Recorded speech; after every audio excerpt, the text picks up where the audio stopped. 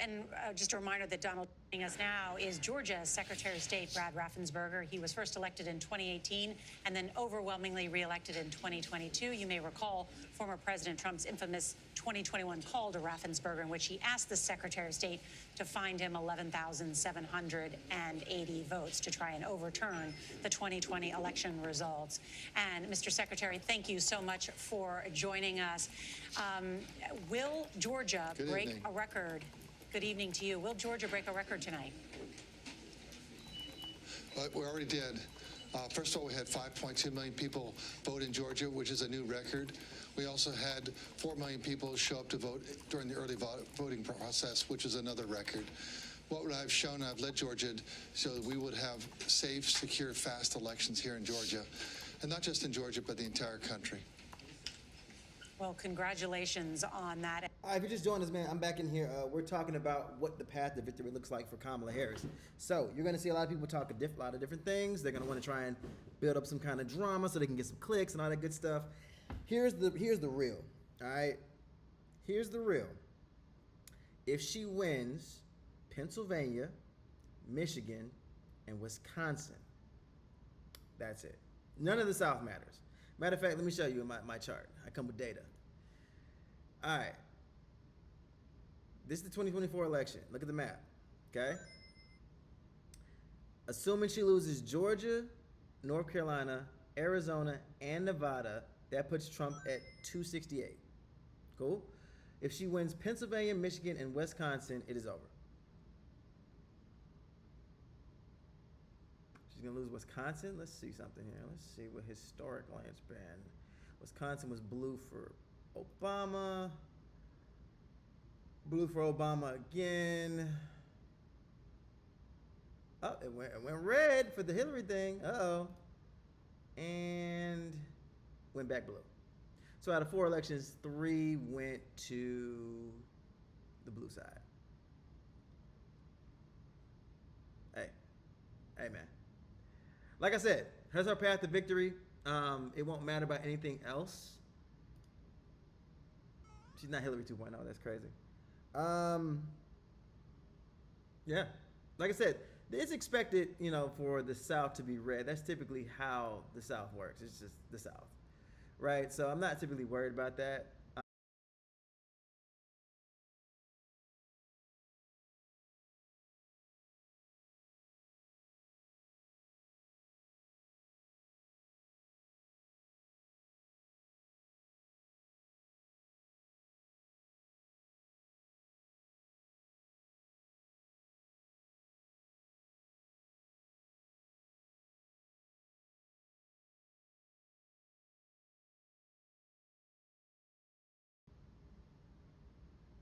My bad.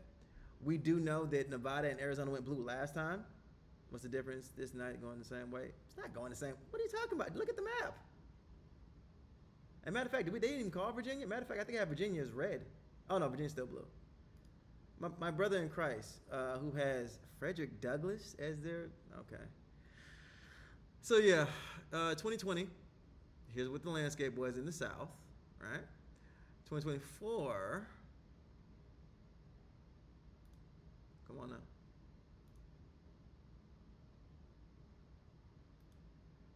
A lot of people on this site probably. That's crazy. That's funny. Oh, here we go. Bam. And bam. Yeah, so 2024, this is my model that I've built, right? The only thing that's different is Georgia. You see, Sean? You see? Like I said, Sean, you're in the right place, brother. This is not one of those places that people just talk and yell at the camera and say all kind of random stuff. We have actual data that shows different things, right? So if it holds true, like how it was in 2020, matter of fact, I think we are on track for the same exact thing. Yeah, except Georgia, which again, I made it red. But other than that, in 2020, it's the exact same thing. Illinois, is Illinois red? Yeah. Illinois lost a electoral vote. That's one thing about these electoral college things. Texas, this is something interesting, and I don't know why. Hold on, let me move this back over. I don't know why, but Texas from 2020 to 2024 has 40 electoral college votes. Who was it? Who had 18? Yeah, Michigan had 16 in 2020. Now they have 15. Pennsylvania had 20. Now they have 19. I don't know. I'm not gonna say it's foul play, but you know, yeah. Florida had 29 in 2020. Now they have 30. I guess I don't know how it's determined, but that's just kind of weird to me. That's kind of weird to me. But yeah, back to the coverage. And that huge turnout in the Let's state get of live Georgia. I so know we all can the make officials sure there. we're up to date. Wisconsin.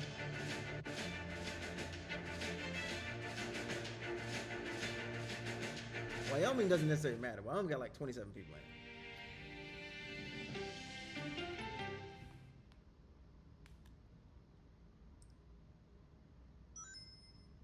Okay, so let's just start at the beginning. Well, let me start with this. What is at stake here? What is the answer then? Do you know why? You want me to just keep going? Is that a good thing or a bad thing? Were there death threats? How is this possible? What's wrong with that argument? Are you saying they lied? Have you told the government that? Why won't you say the word crisis? You're not answering my question. Is that scary? Does that make sense? What do you mean? What does that mean in Did English? any of that make sense? What's your response? What happened? Why? It's time for the CBS News Original 60 Minutes, Sunday on CBS and streaming on Paramount Plus. Yeah. Keep it going. Glimmer of hope for people to come. No physical evidence. The mystery would haunt investigators for years. I will say though, I'm excited for when this is over because Jesus Christ, it's emotionally draining. Like I said, I'm not as nervous because again, the path to victory is in 3 states. But at the same time, you know, anything can happen. We can have a 2016 all over again. So, like I said, this is the model that I predicted right here. Yeah.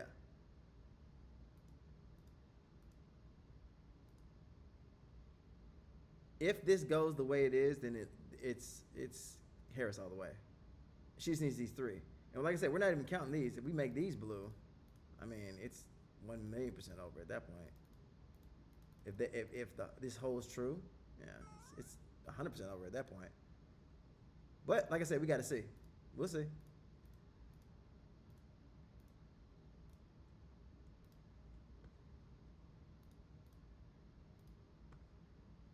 People who went to the polls and did not want to pick a presidential candidate but were voting on locals election, and people who went to the polls with a great deal of passion. Right now, we are at a view. Arizona, Nevada, Georgia, these states have flip-flopped over the years. So that's why we say it's going to be okay. Again, are we going to know today? No.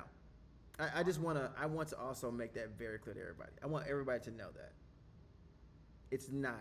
We're not finding out tonight. Primarily, we know that they're extending poll hours because we had the bomb threats from Russia in Georgia, so they extended poll hours.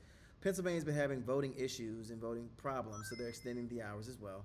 So we already know that we're not going to know how these states shake out until sometime in the morning. When I say morning, I mean like 5, 6 o'clock in the morning. That's what we know so far. As she mentioned, polls are about to close in Nevada, as well as other states, Montana and Utah.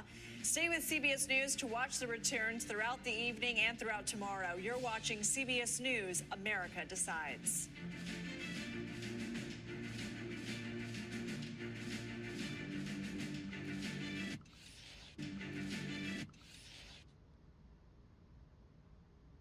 Star approaching, superstar approaching. I can see clearly now that the rain is gone. They be coming back for like 2 seconds and they dip off, man.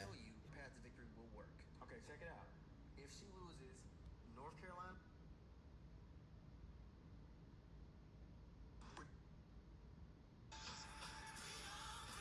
it's already started, man. 5 bomb.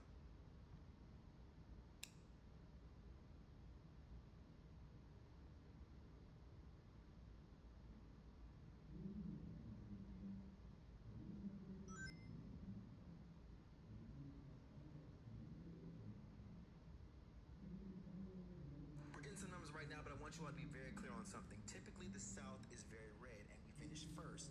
The us Republicans will always. You're 70 years old? 70, yeah. I'm 21.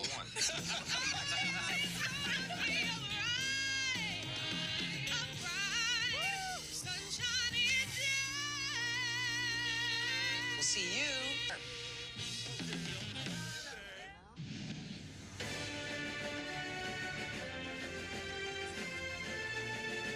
Electoral votes, Kamala Harris 81. We're still watching these 7 battleground states. You can see them all here in purple. The polls just closed in Nevada, and CBS News rates it as a toss-up, along with every single other one of the battleground states that we've been watching closely. And so there's lots to still learn about how America decides and who they've chosen as the 47th president of the United States. But now, at this hour, all of the battleground states have closed, and we're going to be checking in on those to see what more we can learn, new exit poll information, new data from inside those states. Quickly, let's take a look at these new projections in Utah. CBS News projects Donald Trump will win.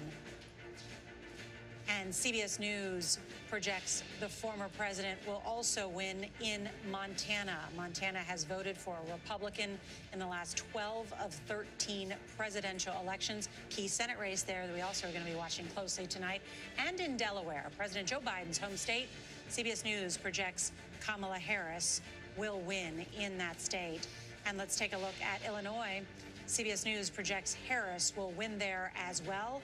Chicago was home to the Democratic National Convention this summer, where the vice president accepted her party's nomination. Now to go in. Now, this is what I've been saying. This is exactly what I said to people. The states that typically they've been getting. We saw that she just won Illinois. He won Utah and Montana. Up here. None of this is new information. None of this is new information. The only things you need to worry about is one, these 3 states, Pennsylvania, Michigan, and Wisconsin. That's it. That's all you need to worry about. Don't worry about North Carolina. Don't worry about Georgia. Hell, don't worry about Arizona and Nevada. If she gets it, great.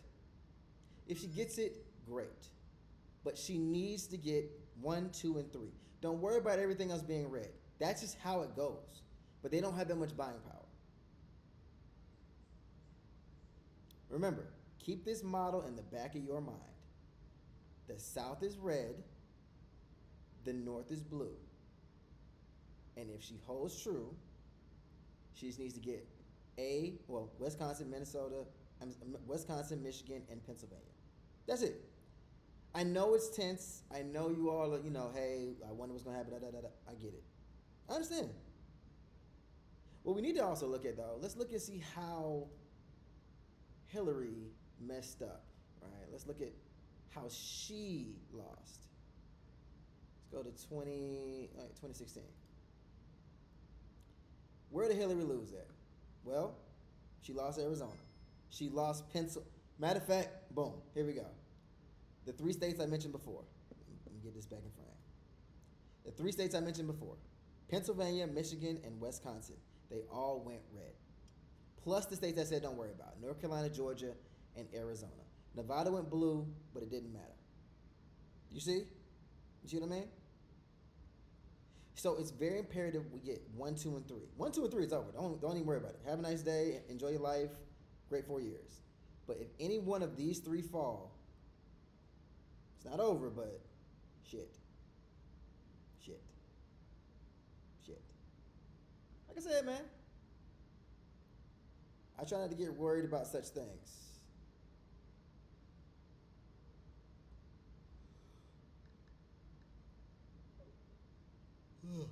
Goddamn. I had to get up early. I was going to do a whole 6-hour stream, then I was like, that's stupid, because I'm not going to know anything until like now. Oh, here we go. We back. Wake County, 156,000. We can actually put numbers on this. Guilford, 133,000. So there's areas really need to come in strong for Harris. One of the problems, go back to the regular map, Anthony, that Harris has run into. look at these counties right here, and then Anthony, go through the history on those counties. Yeah, sure. Now, in these places, you do typically see a Democrat might do okay. But on almost every single one of those, Harris is running slightly behind Joe Biden. This is an accumulating problem for the Harris campaign outside of Raleigh and Charlotte. These other areas, historically strong for Democrats, stronger for Biden than they have been so far tonight for Harris. Right, and Biden lost North Carolina. And correct, by 74,000 votes, yes. Underperforming. John Dickerson has some exit polls, but before we do those, can we just take a quick look at Michigan? Because that blue wall, Michigan and Wisconsin, that the Democrats are banking on in order for her to become the next president of the United States. So 17% in. We're still waiting for a lot more data out of Michigan for sure. But Anthony? Well, what's going to happen here is we're going to tell a similar story and see if she gets turnout, especially in Detroit, it's Wayne County. You're going to hear a lot about that as the hours go on tonight. Oakland County as well. So we don't have data in from there yet. I do want to show you this, though, just to give you the historical context here. Let me go back to Michigan for a second. So if I show you the 2020 presidential race in Michigan, and then I do that tilting the state on its side, this will illustrate what I mean. See these larger, higher bars here? That's where there are more votes, right? There's more people in Detroit, for example, and Democrats have to get large margins there. So in the case of Detroit, we're going to be watching, can Kamala Harris not just win by a given percentage, but can she replicate something like the 330,000 vote margin that he built up there? And that comes back to the turnout story. Same thing in Oakland County, just to the north. Same thing. It's crazy they said that Detroit is a swing county. Because what? Trump definitely said that they were trash. If y'all keep playing, then America's gonna end up like Detroit. He said that in Detroit. 2 economists, which is crazy. And the fact they're like, oh no, what? Thing in Oakland, right? We're going to be looking at that, and that's where Biden got 56%, so, but also got 100,000 votes more added to his total. The Democrats have to do that in order to carry the state, if they do, because the rural Republican counties add up, in this case for Donald Trump, Nora. Okay, great. Gentlemen, thank you very much. The exit polls have some really interesting information, and I, of course, got a sneak peek of them because I get to sit next to John Dickerson. One of the many advantages of that. That's right, that's right. So tell us what you're seeing. Well, we're going to zip all the way to the other part of the country. We're going to look at Arizona and Nevada, but it's essentially the same story that Major and Anthony were telling, which is exactly. When we look at this election, the Democrats have to turn out their voters, and Donald Trump has to turn out his voters. Well, Latinos are key to the Democratic coalition. Let's look first in Arizona, how Kamala Harris is doing with Latino voters. Well, she's up by 14 points, so you might think, well, she's doing pretty well. But if you compare that to what Joe Biden did in 2020 in the state of Arizona, he won them by... See, the thing is, they compare a lot of what Joe Biden did. Let me tell you something. A win is a win. She wins 51 to 50. A win is a win. A win is a win, baby. We ain't got time for we don't have time for none of that. 24 points. Yeah. So Kamala Harris is underperforming what Biden did in 2020. Also, just a sideline, an interesting story of the night. If these exit polls are solid, there seems to be a much larger Latino vote in Arizona. The share is much larger than it was in 2020. That's something in the future to look at. But now let's look. That's just the future of Arizona in general. But it's a 7-point difference. Yeah, that seems a lot. Historically have exceptionally low turnout. Yeah. But the difference between 16 and 20 was only 4 points. So it seems. I mean, I'm not saying it's not true. I'm just saying it's interesting to look at. Nevada, the share is the same between 20 and 24, 17%. And we see here that Kamala Harris has a 50 to 45 point lead. That's in Nevada, where the polls just closed. That's 5 points. Biden was up by 26 in Nevada. Remember, we're seeing in the national numbers that Trump is winning Latino men. That's part of what's changing this, right? Mm-hmm. Yeah. Yes, and not doing as well, and she's not doing as well with Latinas. And I had spoken to one Democratic pollster before this evening, and he said very clearly, if Trump on the national numbers gets 40% of the Latino vote, Harris is screwed. Yeah. That is a very concerning number for them. And the reason this is such a big deal is because Latinos really, we've said this for so many years, but this year it is true. Latinos could very much end up being the decisive demographic in this election.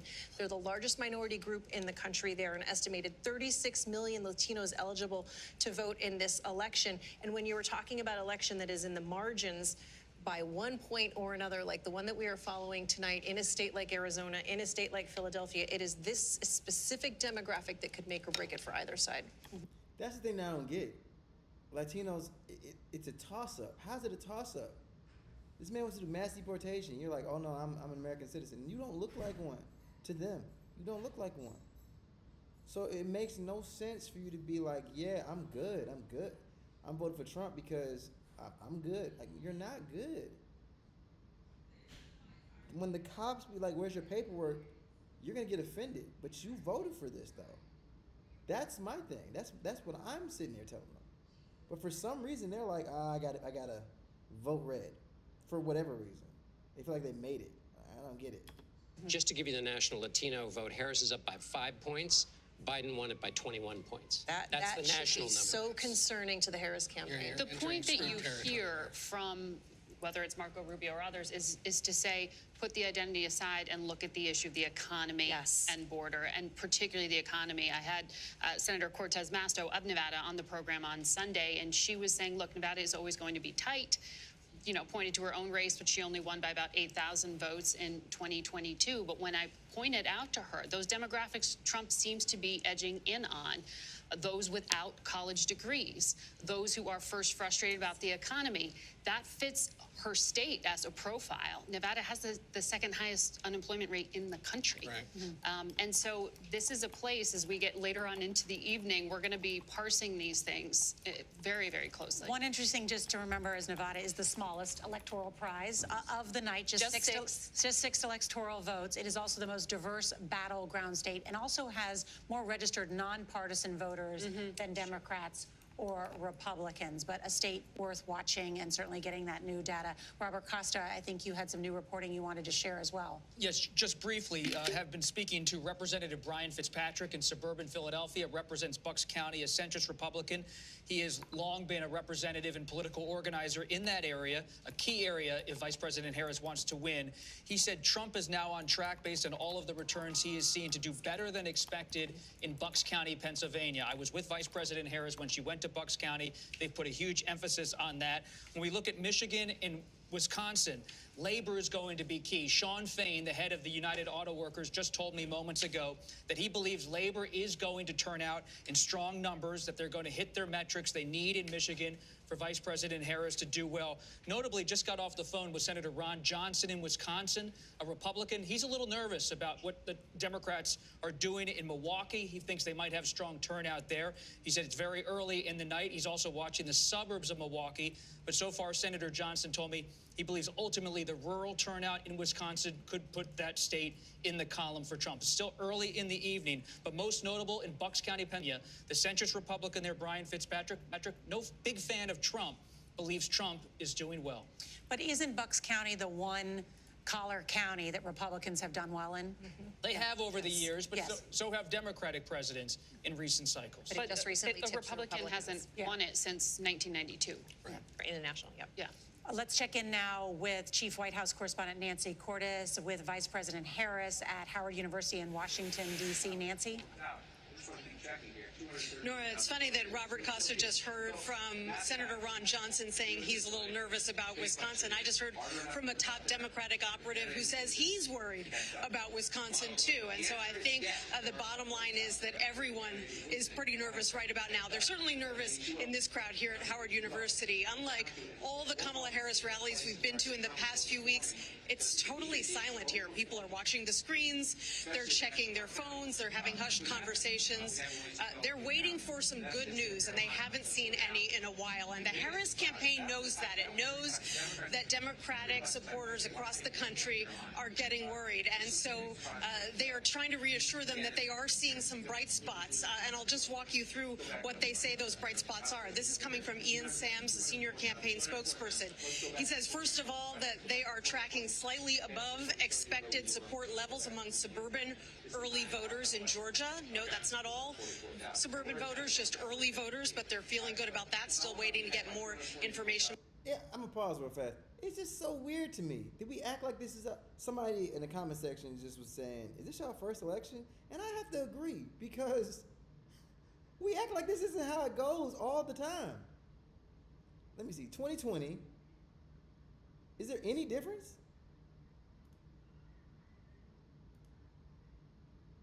I don't think there's any difference. It was the exact same thing in 2020. Like the exact same thing. Let's look at 2016. Like I said, that was the big thing. The Pennsylvania, Michigan, Wisconsin. She lost North Carolina and Georgia, and then she lost Arizona. That was a big blow, a super big blow. She got blown out. Right? So I'm not understanding where this whole nervousness comes from. But again, it comes down to 3 states in my mind. This whole thing comes down to 3 states. Don't be scared. I just think it comes down to 3 states. About same-day voters, I guess. He says And all you have to do is look at our nation's capital, which is boarded up and fenced up in anticipation of some of the concern about what is ahead. Tony Dokoupil, thank you. When we come back, we'll check in with our correspondents in the Blue Wall battleground states. For the younger voters that we have, I will say that you just heard her say they're boarding up places in Washington, D.C. Let me be very clear.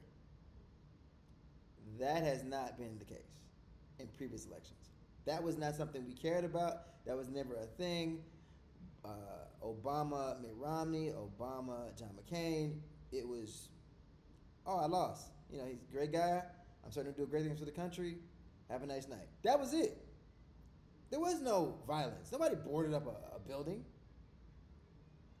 But what I've noticed is a lot of the younger generation, so from 2016 to now is 8 years? A person that is 21 was 13 when that happened. So all their teenage mind to young adult mind knows is that it gets rowdy, it gets shaky, it gets crazy, you talk crazy, right? That's all they know.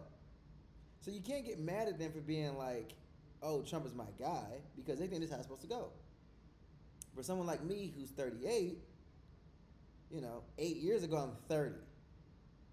I've seen elections. My first one was John Kerry versus George Bush.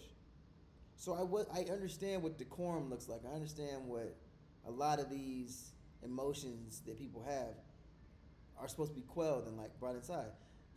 We used to say we don't talk about who we're voting for, right? And this was pretty normal time. This is like Bush Gore. But as we've gotten older, I understand why people say you don't talk about politics like that.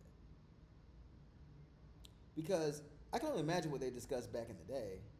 But now, it's mass deportation. It's abortion rights. It's like serious things. Before it was like your taxes, foreign policy. Should we assist this country? That was all it was. Now it's, should women be allowed to vote? like what? What are you talking about? What do you mean? What are you talking about?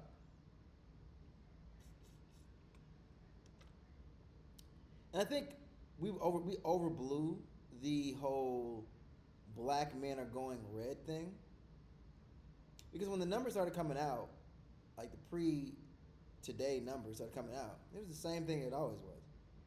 It wasn't anything different. It was the same black dudes going to Trump, and the same black dudes going to Kamala.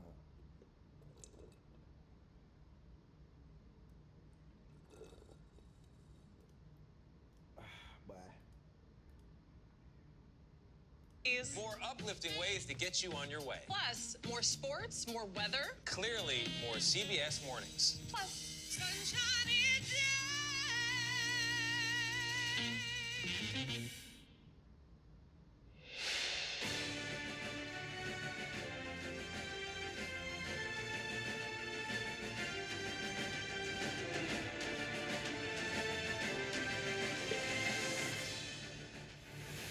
Welcome back to CBS News coverage of Election Night 2024. Just in from the CBS News data. You don't what? I forgot what I even said. You don't what? As CBS News projects, Donald Trump will win the state of Ohio, the home of his running mate, Senator God damn, J.D. yo. Vance. Don't have fucking Wisconsin up on the screen and say, oh shit. Don't have Wisconsin on the screen and then say she won something and it be Ohio. God damn. Why is Wisconsin so close? The former president racking up a number of big electoral wins with Texas and Florida early in the night. But as you can see, a number of states have still not been called. And in those key 7 battleground states, we have rated each of those as toss-up at this hour. I was going off the data. Like, I have done videos about black men voting for Trump. But the data showed something different. But we will dive into the details to get a sense of where those states could break. CBS News correspondent Janet Shamlian is in Milwaukee, Wisconsin for us tonight. And Janet, what are you hearing? Nora, good evening to you. The polls are closed here, but the count is going to take longer than expected, and that is because of what happened in this room a couple of hours ago. Oh, my God. And that is when authorities here started a recount of some 31,000 absentee ballots after it was discovered that the 18 tabulation machines in this room didn't have the doors completely sealed. They say the machines were not compromised, ballots were not compromised. This is for transparency's sake and out of abundance of caution. But what was going to be a count going until 1 or 2 in the morning, authorities now say will be several hours longer than that. Nora. Oh my God. That's important information. Janet Shamlian, thank you for bringing. That's fucking devastating. Not because like it affects the count. It's just, we had heard about this earlier. For those just joining, we heard when they first broke the news that they had to recount 31,000 votes. Cool. Hey, whatever. But, we've heard 1 o'clock, 2 o'clock. Now it's 5. So Pennsylvania, probably Georgia, and Wisconsin all got to be counted, and it's going to be like tomorrow. So honestly, for most of y'all, you can go to sleep. I'm going to keep it real. I'm not one of these, I got to get streams, I got to get views, that's all everybody's doing. They want to get views, they want to get streams. You can go to bed. I'm about to make a video about that. You can go to bed because we're not going to know until tomorrow. Straight up. If you work overnight like I normally do, like typically I work right now. I'm supposed to be at work at 10. I would know before y'all know. But you can go to sleep. Yeah, honestly, right. You all, if you're watching me right now, you have my permission, though you don't need it, consent. You can go to sleep, bro. Because nothing's going to happen. Nothing is going to happen. What I just say, she could lose every other state as long as she gets those 3. She gets the normal one she gets, and then she gets those 3. It's over. If you wake up and she has any one of those 3 that I mentioned being red, now we got to look at Arizona and Nevada. Somebody in my comment section was saying that they have Nevada as a state she wins. Cool. Matter of fact, let's change the data. Wisconsin goes to Trump, but Nevada goes to Kamala. You see what I mean? And I'm not trying to give y'all, doomsday scenarios. But if we just flip those 2, it's over. That's why I say it's very imperative. Now, if she were to get Arizona, God damn it. If she were to get Arizona, bam.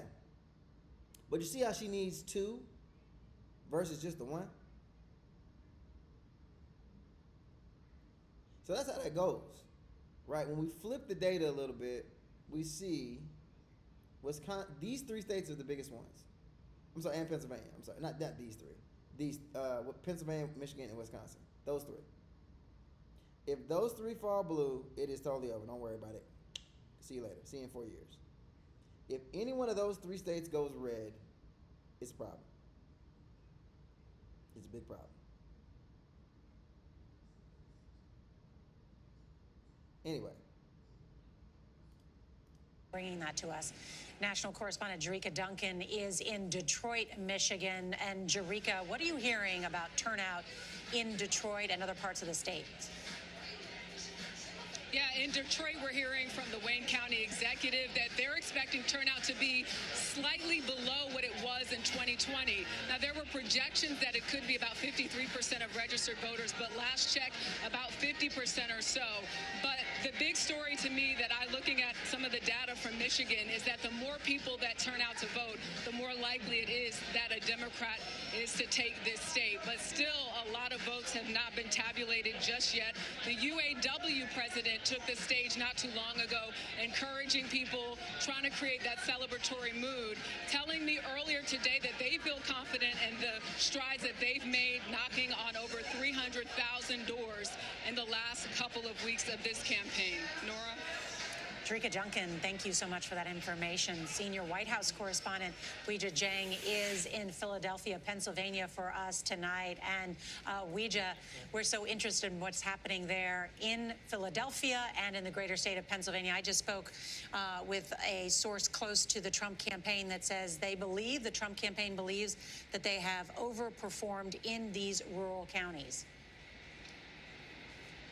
And Nora, so much has been made about that because they specifically went after voters in those rural counties, in deep red counties that may not be typically engaged in elections. And I'm hearing the same thing from Trump sources who say that they are doing even better than they thought they would. Here in Philadelphia, I can tell you that a city commissioner says they expect to have the count wrapped up sometime between midnight and 1 a.m., which is very significant because that will tell the story about whether the base for Kamala Harris turned out like they really worked for them to do. And I just want to... I'm gonna make a video real fast, so you're gonna watch the content creation, if there's anybody left in here, because I told everybody to go to bed. I told everybody to go to bed. I just gotta make a video real fast. So you're gonna see the behind the scenes, right? Because hell, I might go to bed my damn self, shit. Let me wipe out my camera. We don't have makeup here, so I gotta just make sure I'm not shiny. You know what I'm saying? Now, there we go. I might do a couple takes because that's just how it goes. Let me think about what I want to say.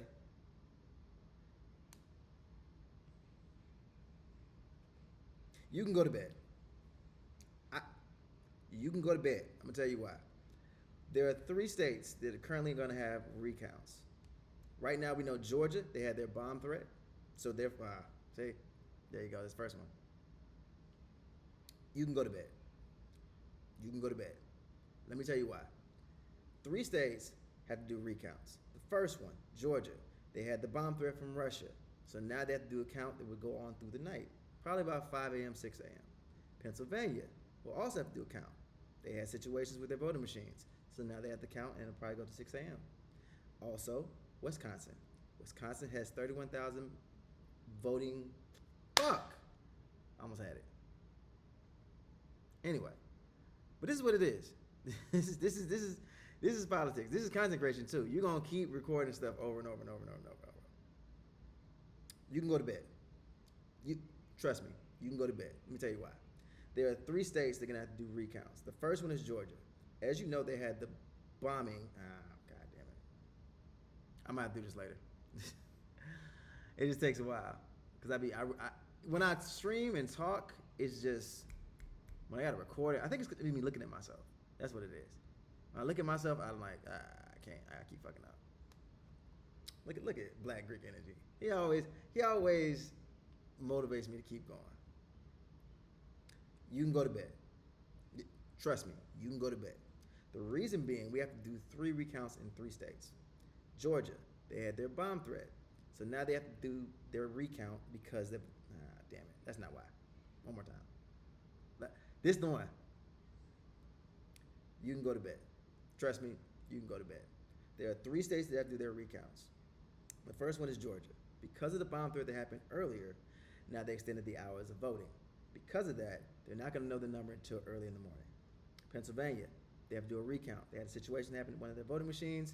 So now they have to do a count of several thousand votes. Again, 6 a.m. Finally, we have Wisconsin. One of their voting machines, a couple of their voting machines were compromised. So now they're gonna do a recount by hand of 31,000 ballots. That's gonna take about 6, 7 o'clock in the morning. So I understand a lot of people are trying to get clicks, views, all that stuff. They're streaming, they're talking about it. I'm a person that's going to give you the real. I don't care if you watch this. I don't care what you do. You can go to bed. We're not going to know anything until tomorrow. I assure you that much. And that's the earliest. They're going to call a bunch more states that are typically going to Democrat or Republican, but the ones that matter the most, we're not going to know until tomorrow. Enjoy your night. There we go. Bam. Bam. Shit. Dog, man. Trust, when I do way more takes than that. I do way more takes than that. Like, when I do a video you may see that's like 45 seconds, oh, trust believe that was 25 takes. Easy 25 takes. And don't let it be, like, if it's off the top of the dome, like, press I mentioned, Nora, a really interesting storyline that you guys have been talking. As you can mute it. Yeah, when you see like an opinion piece, oh, that might be like 5 takes. When it's like a fact and I gotta remember something, oh my God. My wife be sitting right here. She be like, dog, you keep messing up. I'll do the same line 15 times. It's legit crazy. It's legit crazy. Well, there's no structure. That's why I think I can flow like this, because there's no structure in what we're doing. Wait a minute. What percentage? 57%. Fuck. That's not good. That's not good at all. Hold on. And if you were with us 4 years ago on this journey, you'll remember that it took a few days to get the full count in from Pennsylvania. They do not pre-process their ballots like most other states do. So it takes them a little bit longer. That doesn't mean there's anything wrong with it. It just, you got to pack your patience. So let's go inside these numbers and, you know what's crazy? Touch base with major. This happened 4 years ago. See, that's the thing. I wish they would talk about what happened 4 years ago, man. I really feel like that's what they should do. Because this is the exact same thing that happened 4 years ago. Oh, did I scroll down? I did. This happened 4 years ago. So he was ahead in Pennsylvania, and then out of nowhere, Biden just took it. And that's, again, this is their job. But their job is also keep it engaging, keep you on your pins and needles. It's their whole job to do this. But again, this is what happened 4 years ago. He was ahead, Trump, and then out of nowhere, like I think you woke up the next day and it was Biden. So we'll see. We'll see. And as they said, they don't pre-process their ballots like other states. So they're doing things pretty much in real time, which is stupid, but some people are stuck in the past. Just how it goes. 43.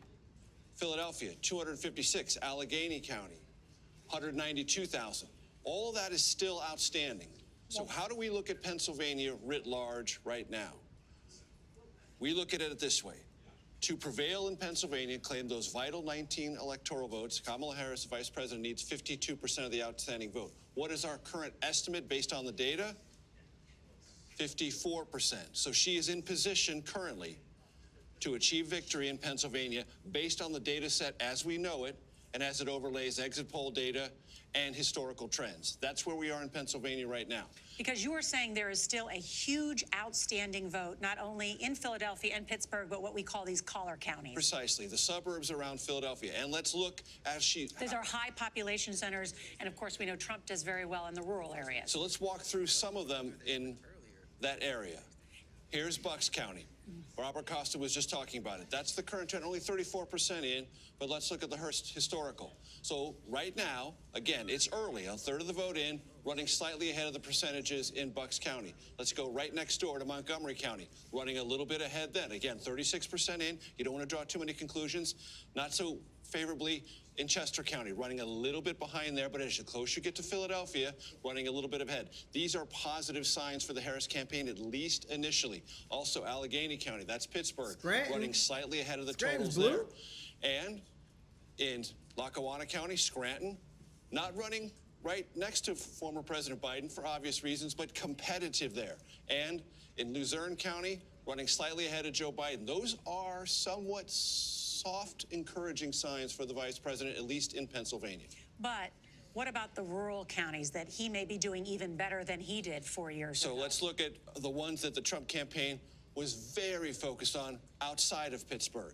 Let's go to Butler County, which has all sorts of literal resonance for the president. Interesting. Running right about where he was in 2020. Beaver County, also a nice place, doing well there.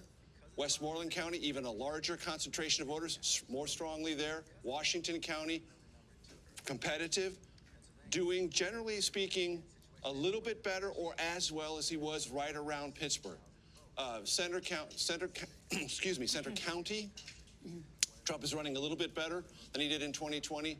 And let's go to the all-important Erie County, which we all focus on. Again, 32% of the vote in. Kamala Harris doing slightly better than, considerably better than Joe Biden did, at least at this stage of the evening in Pennsylvania. We have a projection, but then I want to go inside the numbers in the other blue wall states of Michigan and Wisconsin. But first, CBS News projects that Iowa is for Trump, that the former president has won the state of Iowa. You see just a little bit more than half the vote in there. There had been that poll by the Des Moines Register suggesting that she was doing much better than expected, but Iowa, a reliably Republican state there, and those 6 electoral votes now in the Republican column. John Dickerson, want to check in with you. What are the exit polls showing us? This is CBS News. There's different splits with the electorate. We've also talked about how there are shifts going on. Donald Trump is getting more of the African American vote than you might have expected. It's really crazy to me that this man really never gave us a plan of how he expects to do anything. You know what I'm saying? Like, that's the craziest part of this entire election. He never gave us how he's going to do anything. Mass deportation? I don't know. You know, fix the economy? Tariffs? That was a stupid idea. And people said it was stupid. Economists said it was stupid. And these people who don't know how anything works were like, I feel like it's a good idea. I don't understand why. It's the craziest shit I've ever seen, man. Like, or you would have expected a Republican to get in the past. We've talked about Latino voters. Another key way to think about the electorate is between college and non-college voters. Particularly, let's look at white college voters. That's to say, voters with a college. This is going to blow everybody's mind. College degree. So let's look at white voters with a college degree. Kamala Harris, 54 to 44. So that's a 10-point margin. The reason this is important is this is a key part of the new emerging Democratic base doing well with college-educated voters. That's 7 points better than Joe Biden did in 2020. He won that group, white college voters with a degree by only 3 points. Now let's look at the other group, which is the one that Donald Trump does well in, and that's white voters without a college degree. Now, this is the most insane shit I've ever seen. Kamala Harris, 65 to 33 among white voters without. Donald Trump loves the poor and uneducated. He is never going to beat those allegations. Never in his life. He is never going to beat those allegations.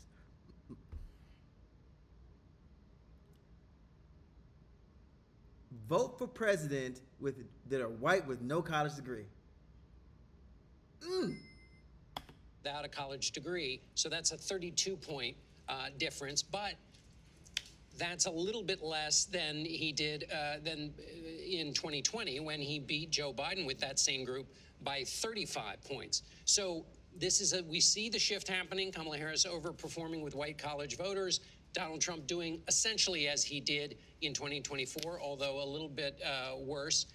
Why, of course, this matters is in the key battleground states. White non-college voters are a big part of Wisconsin and Michigan.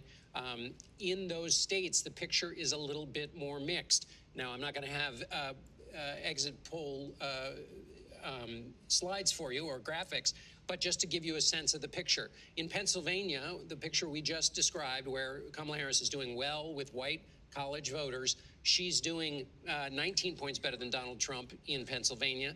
Biden beat him only by 9. Trump is beating her by 29 points with voters without a college degree who are white, beating her by 29 points, but he beat Biden by 32. So the Pennsylvania story matches that national story. But in Wisconsin, and I'll just wind it down here, Wisconsin and Michigan, it's much tighter. White college vote for Harris is about what it was for Biden. White non-college, Trump is doing a little bit better in Wisconsin than he did in 2020. In Michigan, Harris is doing a little bit better among white college voters, but in white non-college, Trump is up by 3. So in those two key states, the picture's a little bit more mixed than at the national level. Nora, back to you wherever you may be. I know, John. I decided to stay over here with Major Garrett. Sure. Well, who can blame you? Who can blame you? No offense to any of you, but of course, I'm geeking out over here at the board, and I wanted to know about Michigan and Wisconsin because we haven't yet got to dive into those numbers. So, Major, take it away. So, again, Michigan, 23% of the vote in. We have a current lead for the vice president. Where's the outstanding vote? Well, okay. As we mentioned earlier, as Anthony went through this, Wayne County, Washtenaw, that's Ann Arbor, Oakland. Very large concentration of outstanding vote there. What is the overall needs for President Trump to prevail in Michigan? What is our current projection? 46%. Again, these are projections based on the vote that's come in so far, our estimation of what the overall turnout will be, and overlaying that with exit poll data. So that's what we can basically say about Michigan at this hour. Okay, Wisconsin. Wisconsin. Let's go there now. We have 52% of the vote in. Where is that vote that we still need to see come in? Where is it concentrated? Milwaukee and Madison. Those are good, strong areas for the vice president. I want to have the mail-in ballots doing. I want to have the mail-in votes doing. Is the general orientation? Vice President Harris, according to our estimates, needs 50%. She's winning Michigan, though. The outstanding vote we saw just a moment ago where it's concentrated, Madison and Milwaukee and the surrounding suburbs, according to our estimates. I mean, you should stay positive. I mean, none of this stuff is... I just told y'all, Pennsylvania's not coming in until tomorrow. Wisconsin, she's down a little bit, and she's winning Michigan. Like I said, we just got to see. She's going to get 43% of that outstanding vote. That could be problematic in Wisconsin for some of the reasons that John mentioned on some of the exit poll data in that state, showing a difference of the coalitions and the assemblage therein. So she may be in trouble in Wisconsin. She may be in trouble in Wisconsin, exactly, based on our current estimates, yes. And what about Door County? Door County, let's bring that out. Door. Interesting. 76% in. Sometimes Door County has, well, I think Door County has always predicted the potential. Door County has a near perfect record, and she is running slightly behind Joe Biden. Trump is currently in the lead there. We have it a light shade of red, leaning Trump. What the fuck with Door County? Really interesting. All right. Thank you, Major, for indulging me. Now to Maurice Dubois at our Path to Victory table. And Maurice, I know we're all looking about the importance of Pennsylvania.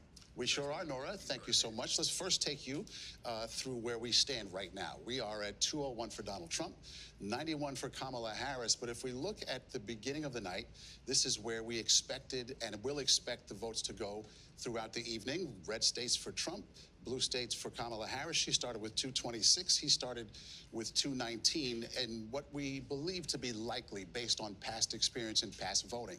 Okay, so let's see what Pennsylvania, how it shakes out when it comes to being pivotal for Donald Trump. If he were to flip Georgia and get the 16 votes there, electoral votes, and take North Carolina and to hold on to that, and then go to Pennsylvania and take the 19 electoral votes there. We talked about this earlier, but that would bring him straight to 270, lights out. He's the next president of the United States. If he cannot hold on to Pennsylvania, he then has to go through the southern strategy, the Sun Belt, if you will. So that would mean flipping Georgia, holding on to North Carolina, taking Arizona, taking Nevada as well. He's still not there. He's at 268, so he would have to take one of the upper Midwest, right? If he doesn't get Pennsylvania, he'd have to take Wisconsin or Michigan, and he gets right there to 278. Now, for Harris, Pennsylvania is huge. It's big. So if she were to take Pennsylvania and hold on to it, Joe Biden won it by 82,000 votes last time, and to hang on to Michigan, this is the blue wall we talked about, and Wisconsin, we don't know where that's going to go. That's it. That would get her right to 270. So Pennsylvania, pivotal as it has been for so many elections in the past. But again, we're at nail-biter status, 7 battleground states. We just don't know. This is where we stand right now, Nora. Maurice Dubois, thank you so much. And when we come back, we'll have new results to report. CBS News, America Decides, Election 2024. We'll be back in a moment.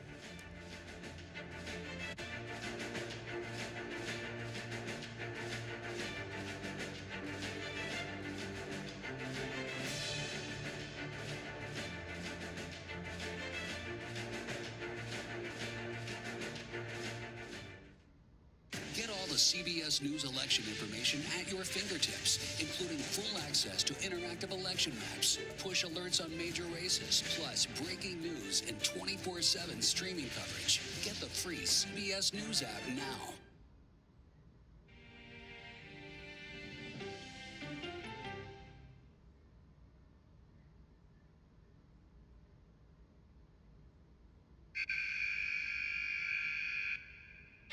I had progressively fallen deeper into the world of online sports betting. The risk is the rush. What do you think is driving the spike in popularity? I think it's legality. If it's legal, I'm going to use it. There are ways to bet when you are 18. We've created an epidemic of child gambling. You can't walk into a male dormitory in a college campus without sports betting happening. It's America's most neglected problem. I use sports betting as a way to escape, when in reality, I'm choosing self-destruction. Whatever I had left, it was gone. The purpose of the industry is... Who sold us out? White people. What you mean? Well, as far as minorities, who sold us out? I mean, probably Black and Latino. Black and Latino men. Just is what it is. But again, I don't want you thinking like it's over. Again, let's go back to the charts. This is 2020. Does that look familiar? Oh. Going back to 2020. That look familiar? Looks like what's happening right now, right? Only difference was Georgia. And like I said, it's like, oh, well, she, might not win Georgia. She might not win. Look at the total count. 306. She killed him. I mean, not she. Biden killed him. That's why. So again, as you just heard in that report, expected to get 232. Yeah, exactly. Like, if everything held, no, my bad. No. This is 2020. He's not expected to get 232. He's expected to get 261. I'm sorry. Let me make it back to my original model.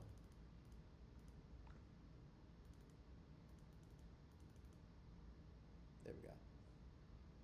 He's expected to get 268. I mean, what state do you think? Oh yeah, at least 232. Yeah. He's definitely get 232. Absolutely. Because again, I'm basing it off of, and again, someone else said, he might lose Nevada, so I'll change that. So if he loses Nevada, but everything else I said works, there you go. That's all. So, we'll see how everybody shakes out, man. And exactly. That's why I say like it's gonna take much longer because what is Cali? 3 hours ahead? 3 hours behind us. So 3 hours behind us is 7:48. I mean, assuming polls close at 7. Oh, Ted Cruz won? I did not know that. Oh, I'm tripping. I'm out here talking and shit. To get you... What's going to happen? Secretary, I know you said earlier tonight that you expect the vote to be tallied by midnight. Is that still true? That's my hope. There is some time between when the ballot... Like I said, man, and it's not to demonize white people, but white people be voting against their own interests all the time. Ted Cruz left those people in the middle of a blizzard where they were dying and went to Cancun. And they was like, I want them back again.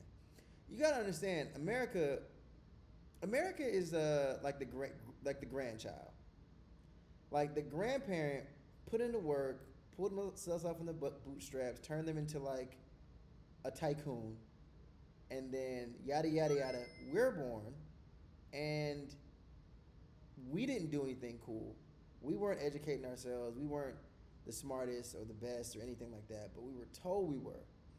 And so when you see how people's ability to make choices are the bad ones, you start to realize, oh, we're not the best in anything. We're not too bright over here, actually, if I'm being honest. ballots are tabulated to when they get securely reported out publicly, and so there's still that gap that we're assessing. But certainly, I anticipate before the morning we'll know the results of the bulk of Michigan races. Of course, again, the closer ones that may take some more time to assess. There may be recounts and all the like, but I'm hopeful, and we're certainly seeing the tabulation process go smoothly, and I'm hopeful we'll have those unofficial results ready to be reported in the next few hours.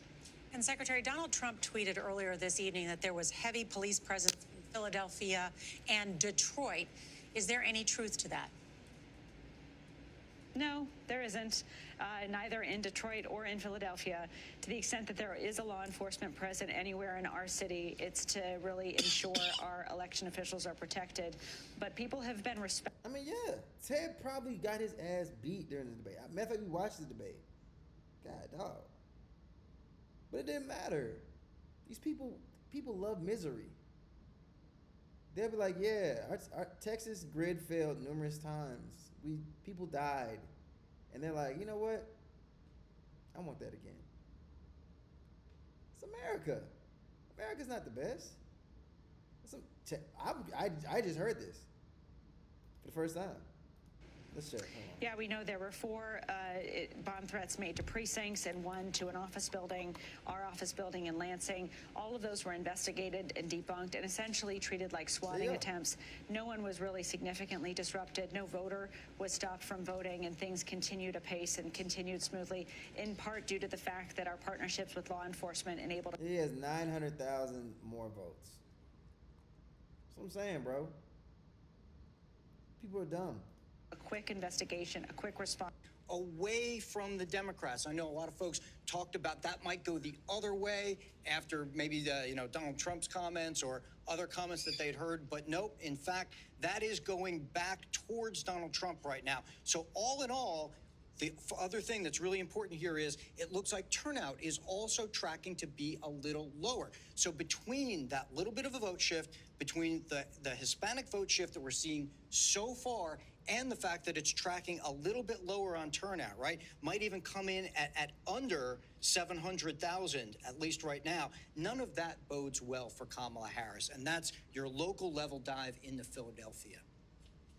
All right, Anthony Salvanto and Major Garrett, thank you. Were you going to say something? I was going to say, viewers may hear what Anthony just said and think that sounds counterintuitive, right? Given the rhetoric that we have heard from Donald Trump over this campaign and his 4 years in office and the campaign leading up to it. One of the polls that has... So I want y'all to see... Oh, damn. Did it go away? It just changed as I was saying what I said. I want y'all to see at the bottom right here, the number that they presented. 270 to win. Harris right now has 91. Trump has 207. To your average person, it's like, oh man, it's all bad right now. But when we look at the map, if you can see that map at the bottom, these are all the states that Republicans win. These are all states Republicans win. The blue states where the real numbers come in to play will be out west, some of the Midwest over here. And that's what we hope for. Like I said, going back to our actual data, this is how it normally looks. The entire Midwest, for the most part, and the South is always red. But who finishes first? These people. So, there you go. Insight into the Pennsylvania turnout. Good evening, gentlemen. Yeah, good evening, Nora. So I want to take you down to the local level. You wanted granular data? This is California's going to provide us with a bunch of electoral votes. This is the city of Philadelphia. These are precincts in the city of Philadelphia. We've talked all night about how important turnout is here, but also vote shifts. We're looking at some analysis that my colleagues Corey and Kabir have been running on those precincts, and I can tell you that we're seeing a vote shift at about -2 overall from Democrats 2020 to now. And you can see it coming in live, populating here. But the really key thing here, Nora, is in neighborhoods that are Latino, Hispanic neighborhoods, including up in here in the northern part in Fair Hill, as we get up here away from the center city, we are seeing perhaps a 6 to 8 point swing from 2020 away from the Democrats. I know a lot of folks talked about that might go the other way after maybe Donald Trump's comments or other comments that they'd heard. But nope, in fact, that is going back towards Donald Trump right now. So all in all, the other thing that's really important here is it looks like turnout is also tracking to be a little lower. So between that little bit of a vote shift, between the Hispanic vote shift that we're seeing so far and the fact that it's tracking a little bit lower on turnout, right? Might even come in at under 700,000, at least right now. None of that bodes well for Kamala Harris. And that's your local level dive into Philadelphia. All right, Anthony Salvanto and Major Garrett, thank you. Were you going to say something? I was going to say, viewers may hear what Anthony just said and think that that sounds counterintuitive, right? Given the rhetoric that we have heard from Donald Trump over this. That my voice is heard, but also lift up other voices. Hey, give me some love, baby. We'll see you 7 o'clock sharp.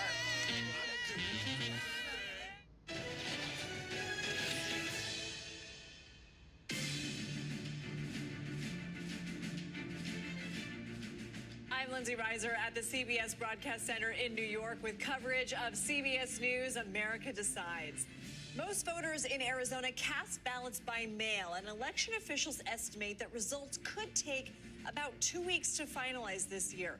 The state's most populous county, Maricopa, has one of the largest voting constituencies in the country, with roughly 2.6 million voters registered this election.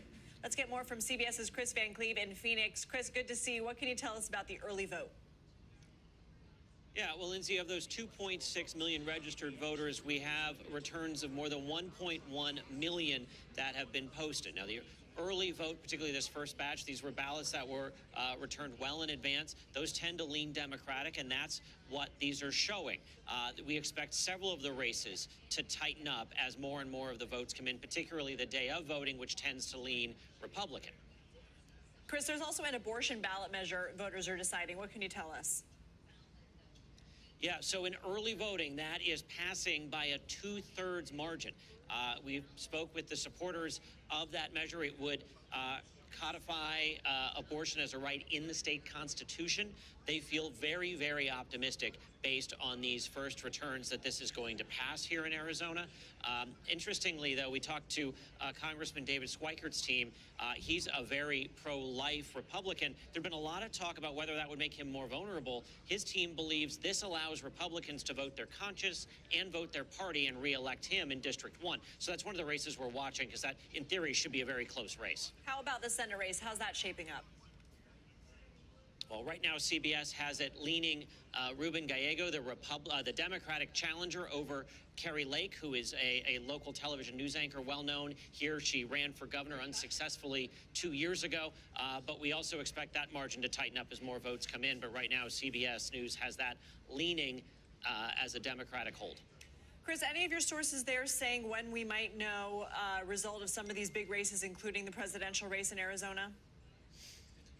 It really comes down to how close they are, Lindsay. If it's a very, very close race like it was in 2020, it could be several days. If we're talking about several percentage points difference, we could know that perhaps as soon as tomorrow. But it's unusual that we know them that quickly anymore here in Arizona. Right. Chris Van Cleve in Phoenix, thank you so much. Polls are scheduled to close in 4 more western states at the top of the hour: California, Idaho, Oregon, and Washington. You're watching America Decides. And now we're about to see the change of the numbers. Sides. California, Wisconsin. What is that? Morning, a visit with the Wayans at Papa's house, plus affairs of state with the diplomat, and in praise of pigeons. Listen for the trumpet. Let's do it! Let's go! Let's do this! I can see clearly now that the rain is gone. Superstar approaching, superstar approaching. Just get your popcorn and get ready. Come on, Julia. Oh, no. I will if you will. You go, gal. Yeah, boy! Dollar Jills. You can't get into the market. It's okay. Renting is fine. Box, oh, it's bad. Screw cap, oh, it's bad. It's not true. We are making a wonderful lemony chicken. Hot. That's good. I wonder what Serena's doing. I wonder how Serena is feeling. That's a really good question. No one's asked me that yet.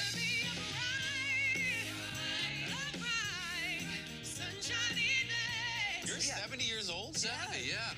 I'm 21.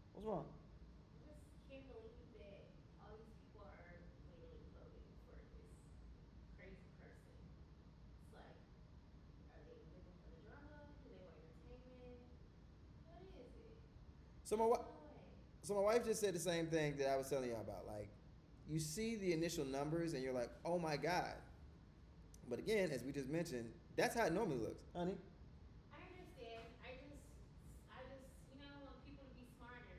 Oh, that's not gonna happen. This is America. America's dumb. I can tell. For just a little bit behind it, getting 44% of the outstanding votes. So my wife is going to Toronto tomorrow morning, and she's like, well, I'm not coming back, so you should just pack up the house and come on up here. So, I mean, I wanted to live in Toronto. Let me be honest. Last election, 2016, I was definitely trying to go to Toronto and move there. Because I like it there. I like it a lot. It just gets cold for a period. Well, pack up the house. I'm leaving this shit. Go get some new stuff. So again, still a lot of vote to come, still some uncertainty here, but right now not immediately on track. And because we only have 61% of the vote in statewide, that's why we have not made a designation in this race. It is still a toss-up based on our estimates, but these are the trend lines at this hour. Leadership and what? All right, thank you so much. I want to go, we're going to dive into the exit poll numbers in Wisconsin. Are you ready? Yeah, I'll just real quick. Because we'll know what's going on in Wisconsin. Tiny little dash into Wisconsin, just two little pieces. One, let's look at the union household vote in Wisconsin. Kamala Harris is up 50 to 49. It's basically 50-50, actually, in what you're about to see on your screen. So it's even, flat among union households in Wisconsin. Biden won that group by 19 in 2020. So this is the working class vote. This is the working class vote. This is the connections long-standing to Joe Biden's advocacy for the unions that helped him in 2020. But here in Wisconsin, if Wisconsin is not going well for the vice president, that could be one reason why. Now, one reason it could be going well, just to remind from something we talked about earlier, that she is winning with seniors by 17 points. Biden only won with seniors by 6 points. So as we watch where each coalition is built, Kamala Harris is not doing well with union voters in Wisconsin, but she's doing better with senior voters than Joe Biden did in 2020. I think this is a good time to go over to the path to victory, and I know that Ed O'Keefe is there with Maurice Dubois. So let's play that scenario out, because if Georgia goes red and Wisconsin goes red, does Kamala Harris have a path to victory, and what does it include? So, it does, and it narrows. Yeah, so Nora, I want to show you something. This is the briefing book that we all got, right? And right in the beginning of it, there are 21 different ways that Democrats can get to 270 plus, okay? 21 different options for our political unit. If you go through now and cross out all the Georgia and Wisconsin options, she's down to very few. So this is where we are right now, right? Yes, we are. We have. I just want to point out that Margaret Brennan has already done that over here. Yeah. So we're going to... Hey, at least the guys are asking for directions and using the map, right? So let's use the map. Which way is up? All right. But Donald Trump ahead at the moment, 211 to 145. So let's go to our hypothetical map and see these paths to victory, right? So let's make... if Georgia does go red... And make Wisconsin red. Wisconsin goes... You don't think what looked that good? Goes red as well. So now here's how she could get to 270. She would get Pennsylvania. Gotta hold on to Pennsylvania. She'd have to get North Carolina. Gotta flip that. And give her Arizona. Gotta take Arizona as well. That's one way she can do it. I don't see that. The other way, if I'm looking at this correctly, take North Carolina. North Carolina. Thank you. Give her Nevada. We're going to make that red. North Carolina. No. Hell no. Michigan. Georgia. Arizona and Nevada. Right. Okay. There aren't many options at this point. Right. Okay. The other one would be Pennsylvania, Michigan, Arizona. We did Pennsylvania, North Carolina, Arizona. Those two. Would be the other Right. option. That's 270, right? Okay. This could go red. Yeah. And that gets us. It gets her to 287. Gets the map. Take North Carolina off the goddamn map, yo. Stop. The entire country to 287, That's 251. stupid path. So there's ways it could happen if Wisconsin and Georgia aren't happening. You made it very clear. Let me bring in Robert Costa, who has some new reporting real quick. Thank you. Real quick, it's really interesting to imagine all the different scenarios, but I've been talking with my top Democratic sources close to the Harris campaign. They say Jen O'Malley Dillon, who's running the Harris campaign, now believes the blue wall is the path to victory. She sent out a memo stating that, and that's going around the top Democrats in Congress. Some of the top Democrats in Congress privately within recent minutes have told CBS News that they believe the blue wall is the way she gets to the White House. She must win, they believe, those 3 states. I just spoke to a source close to Speaker Pelosi. When I sat down with President Biden in August, he only name-checked one Democrat, Speaker Pelosi, the former speaker, for nudging him out of the race. A source close to her says she's watching everything. She's, quote, still optimistic. Still optimistic. Perhaps one of the most powerful Democrats. That's her phrase, based on a source close to her watching the returns. But, Bob, it's interesting. They say she must win, but do they think she can win? There's such a big difference there. Expect people to be optimistic at this point, but it's come down to the turnout, Gail. In cities and labor, and they got to eat into the Republican vote in the suburbs. They're still optimistic, from Pelosi to others, that she can do it, but they see a narrowing path, but a still viable path. But there's a lot of Democrats, to be clear, on edge right now. Yeah, so there's a lot of things that we can see with the data and our reporting, but it's strategists with close contacts that know about the ground game, like CBS News political contributor Joel Payne and political contributor Leslie Sanchez, want to bring you into that conversation. Joel, what are you hearing within Democratic Party ranks at this hour? I'm hearing similar to the reporting that was just shared. Look, that path to 270 is narrow. I thought it was narrow coming in to the evening. I've said that Harris was a low ceiling, high floor candidate coming into this race.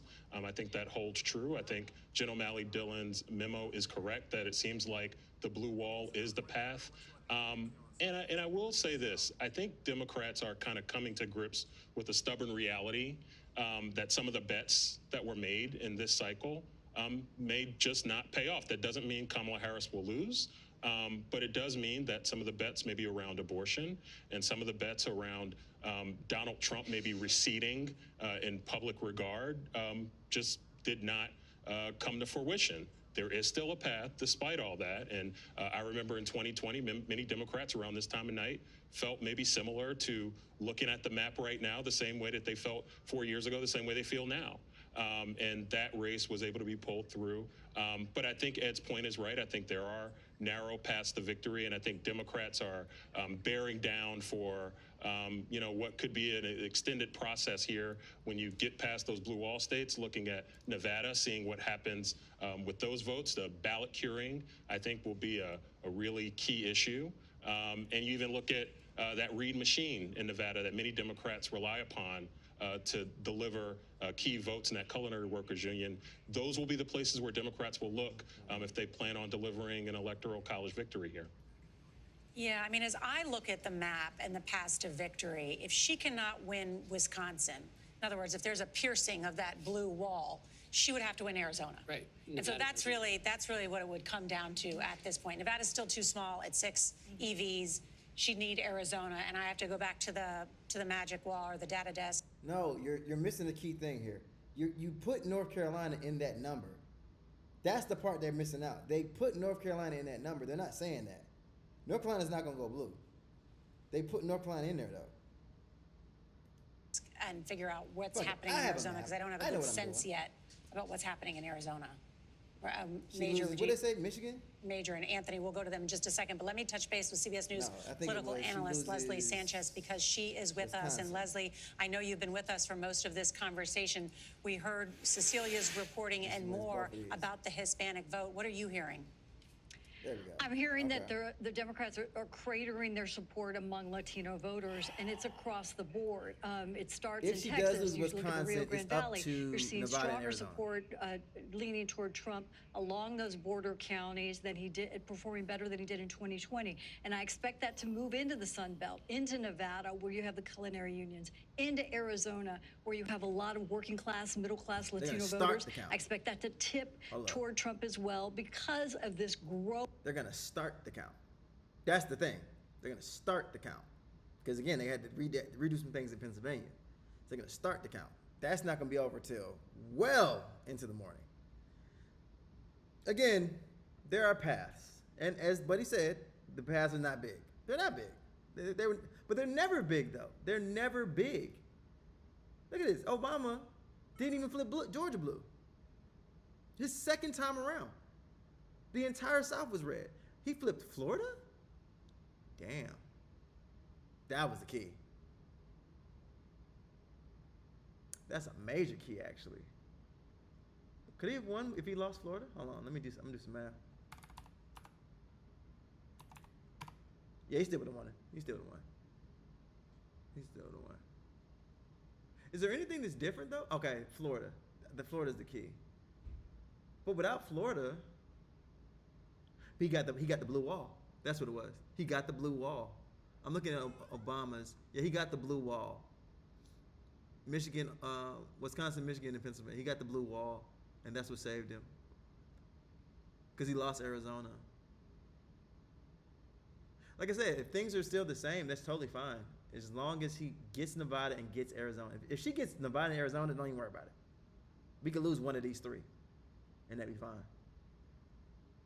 The upset's not going to really happen until tomorrow, honestly. I mean, we might get one of the three coming in, but as far as the upsets, it's not going to be until tomorrow. Let me go live. Yeah, 59% she needs. 48% is our current estimate based on outstanding vote, historical patterns, and exit poll data. So you heard Robert Costa's reporting that Jen O'Malley Dillon has now sent out a memo. She's the campaign manager for the Vice President Harris and says they still believe that the blue wall is the ultimate way to win. It's close in Pennsylvania. It may take a couple days to get the vote there. Michigan, it looked fairly good last time we looked. Wisconsin did not look that great. Did not look good, no. But we were talking, and I heard you in the other room, because you guys are on the other side of the wall, about Arizona. So let's go to Arizona. Yes, because this was my thing. Because Wisconsin is 11 electoral votes. If she loses that, she has to win Arizona. So what is happening in Arizona? So here we have 51% of the vote in. That's where the total is currently. This is our estimate. We have it at 50.3 to 49.7. How does that compare to 2020? We remember how close it was. That's overperformance of Joe Biden. Things presently look good in Arizona. For the Democrats. For Kamala Harris. Here's where the outstanding vote is. Maricopa County, let's be specific. How much vote is still outstanding? Maricopa County, more than 1 million votes. Maricopa County in 2020 accounted for 61% of the statewide turnout. Let's go down to Tucson's Pima County. How much is outstanding? 273,000. So let's go back to that basic question. What does Kamala Harris need in Arizona to prevail? 50%. What do we have a current estimate of her projected ability to retain or achieve from the outstanding vote? 51%, on the razor's edge. So Margaret Brennan and John Dickerson, we should look at, because Arizona is one of the 2 battleground states that has an abortion initiative or something to expand reproductive rights. So I'm curious how that affected the vote. And of course, oh, well, excuse me. I'm asking the wrong person. Major Garrett has it right here. Oh, I have an answer for you, Nora. Okay, yeah. So we see this, 63%. We also see Trump well ahead of Kari Lake running for the Senate. So there are, in Arizona, and this was a big question, would there be Trump-Ruben Gallego votes in Arizona? Actually, in fact, there were. But was there a transference on the question of abortion and linkage with Vice President Harris? This data indicates not nearly as much as the Democrats. Well, I'm wondering if if the Vice President is riding the coattails of Gallego and the abortion initiative. She very well might. She very well might. But not nearly as strong. There's not that connection that many people thought there. No, Harris definitely has a chance. What? Yes. Okay, so, as I mentioned before, this happened before. This has all happened before. Biden was down going into the next day. We woke up, and then all of a sudden everybody jumped. That's why they said, oh, vote for it. Everybody was doing mail-in ballots. So the mail-in ballots started getting counted, and he started winning places. Let's, what am I doing? Let's go to 2020 election. What happened? What were the key differences that we're seeing this time? So again, blue wall. And again, you can't see my mouse, but just, you know what the blue wall is. Pennsylvania, Michigan, and Wisconsin all were 3. He flipped Georgia, and he got Arizona and Nevada. The only thing that was different was the fact that he got Georgia. But you take away Georgia, he still wins. You see what I mean? The blue wall is very, very, very, very, very important in this situation, right? Arizona and Nevada are always toss-ups. I think Nevada will go for her, and I think Arizona might go to him. But as you just saw in this clip right here, this right here, Arizona was starting to trend towards Kamala Harris. But again, we're not gonna know. We're not gonna know until tomorrow. Like I said, I just don't want people to be afraid. Like when you see the entire map being red, none of that matters. My state has 16, Texas is 38, but California has 55, which is essentially Georgia and Texas together. You see what I'm saying? Wisconsin has 12, Oregon has 7, so that's 19. That beats Georgia. Like, the states I care about the most, if he wins PA, you know, it's definitely nerve-wracking. Is that if you lived, again, I think everybody in my chats are 30 plus or 25 plus. So if you were around in 2016 and you were watching and you remember how confident we all were, like we were confident as fuck. I had a watch party at my house, actually. I had a whole watch party at my crib. And people were coming through there, we drinking. We was on that yak, we was knocking them back. She got blasted early. Matter of fact, let's pull it up. Let's pull it up. Give me 2016. She got wrecked early. You know why she got wrecked early? Look at the blue wall. What color is the blue wall? And what time zone is the blue wall in? Exactly. We knew early in that night. When they called Pennsylvania, we was like, huh? Wait a minute, what? Then they called Michigan. We were like, what the, whoa, nah. And that was it. Once they called Wisconsin, that was over. It was over. It was over. It's done. Done. So there's your differences. She wins the blue wall, she wins the election.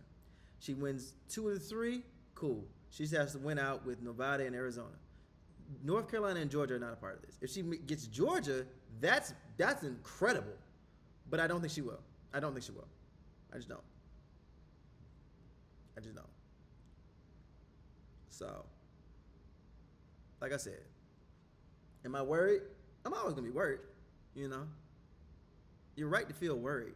It's just a matter of understanding what you're looking at. I think that's the part that we miss. A lot of people don't understand. Go ahead, big dog. I think a lot of people don't understand what they're looking at. When they see social media say this state, that state, all this, why is this so close? It's always this close, dog. I mean, honestly, like I said, the counts don't necessarily matter, right? 80 million people voted for Joe Biden. I don't think we'll get anywhere close to 80 million. If I'm being honest with you, I don't think we're close to 80 million. But it's only close right now because of the states that have turned in their numbers. That's it. It's only why it's so close right now.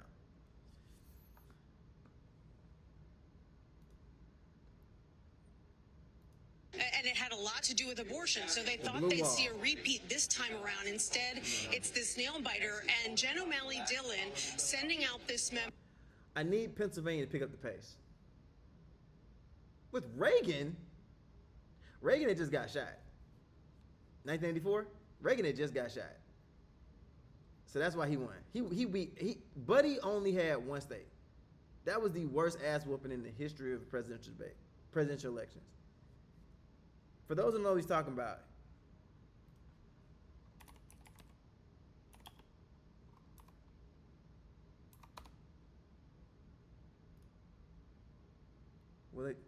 this is the map. My bad, he won 4 states.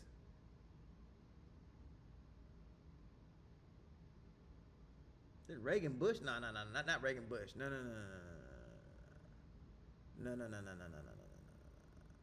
That's not the one I want. Where's the one where Ronald Reagan beat Buddy's ass?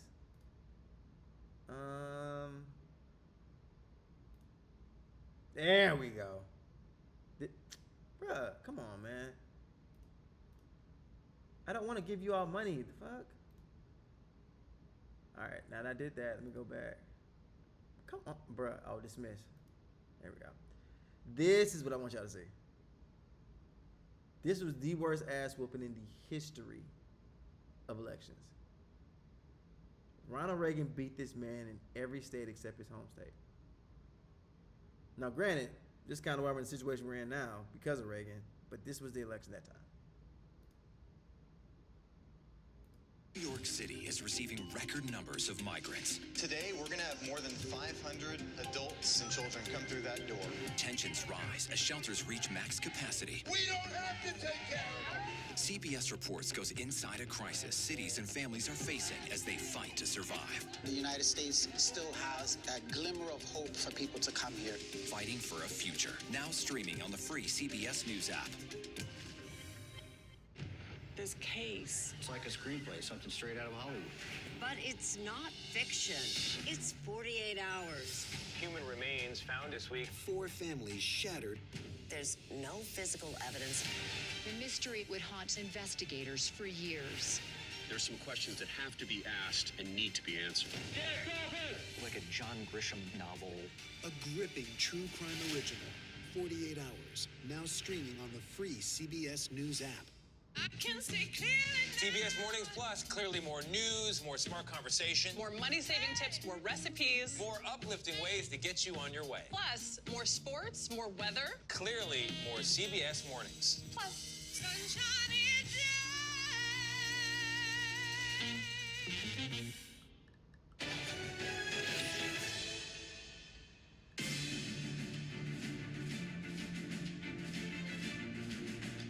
I'm Lindsay Reiser at the CBS Broadcast Center in New York with coverage of CBS News America Decides. All eyes are on the battleground states as results roll in.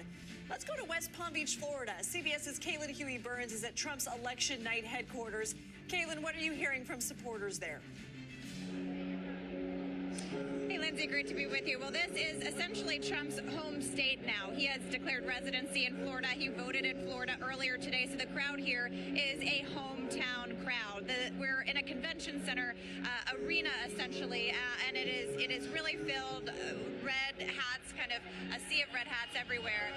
Just on the screen behind me, they projected that the former president won North Carolina. That's going off an AP projection. CBS News has not called that yet, at least as far as I know.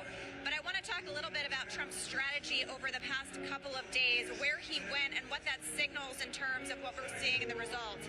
He spent as much time in North Carolina over the past few days as he did in Pennsylvania. North Carolina, a key state for him, a must-win state for him. They recognize that and spent a lot of time in the closing days trying to shore up that state, especially because of all the states that Trump won in 2020, North Carolina had the slimmest margin.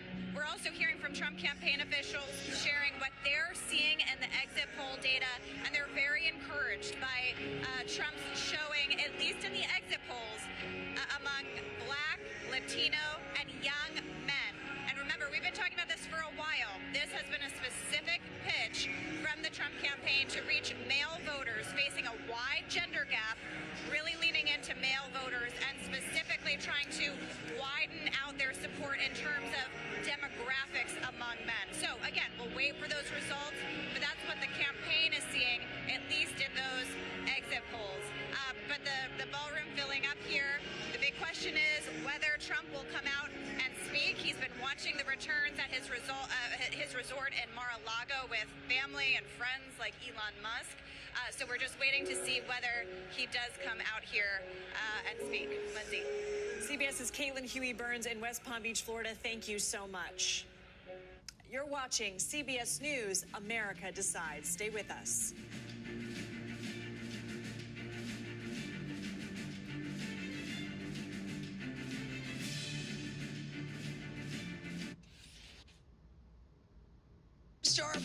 Superstar approaching. I can see clearly now that the rain is gone. That's right. Let's do it. Let's go. Let's do this. I can see clearly now that the rain is gone. Superstar approaching. Superstar approaching. Just get your popcorn and get ready. Come on, Julia. Oh, no. I will if you will. You go, Gail. Yeah, boy. Dollar Jill. If you can't get into the market, it's okay. Renting is fine. Box, oh, it's bad. Screw cap, oh, it's bad. It's not true. We are making a wonderful lemonade chicken. Ooh, it's hot. That's good. I wonder what Serena's doing. I wonder how Serena is feeling. That's a really good question. No one's asked me that yet.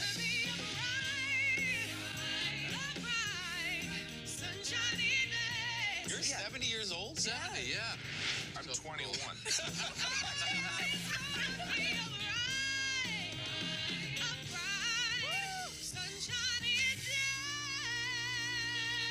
We'll see you 7 o'clock sharp.